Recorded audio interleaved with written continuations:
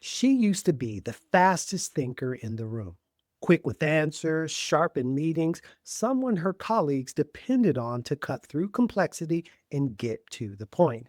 And then one day she noticed it was taking longer to respond. Not dramatically, just enough though to notice. And then a little longer than that.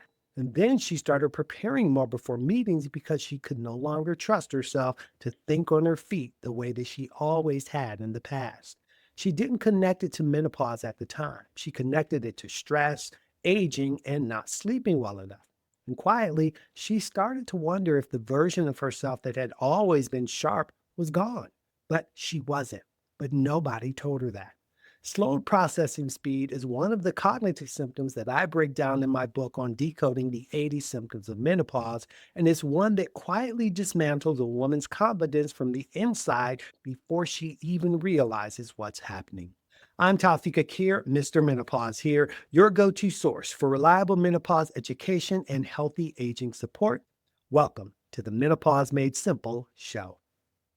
Now, let's talk about what slowed processing speed actually means, because it does not mean that you've become less intelligent. It means that the speed that your brain receives, organizes, and responds to information has slowed down. So, things that used to feel automatic now require more effort. Conversations that used to feel easy now require concentration. Decisions that used to feel quick now feel heavy. And because this happens gradually, most women don't connect it to menopause. They connect it to stress or aging. They start to believe that they're just not as capable as they used to be, and that belief does major damage. Now, here's what's actually happening. Estrogen plays a role in how efficiently and effectively your brain communicates with itself. And when those levels shift, your brain has to work harder to do the same things that it used to do with ease. It's like you're driving the same route, but suddenly having to navigate more traffic.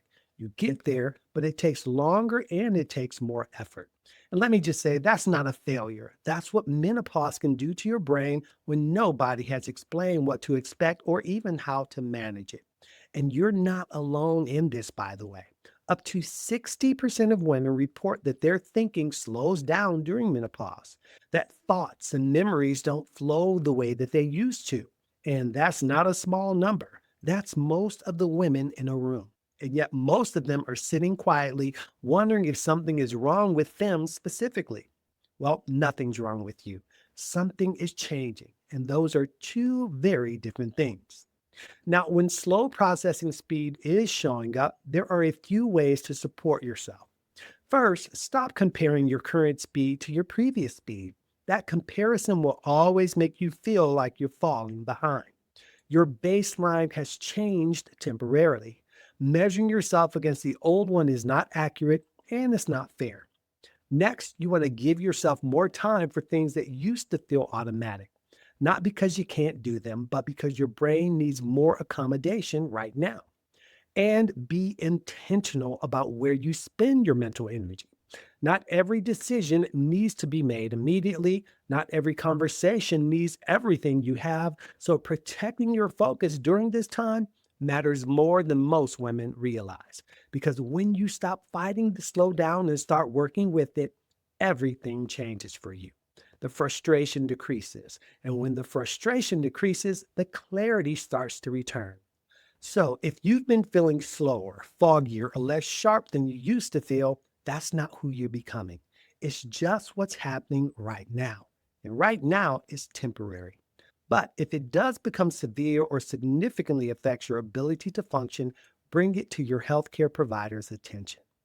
You have not lost your edge. Your brain is simply managing more than it has ever had to manage before, and that deserves patience, not judgment.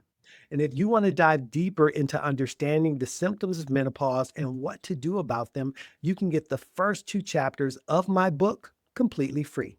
You can keep building that understanding on your own time and at your own pace. The link is in the show notes.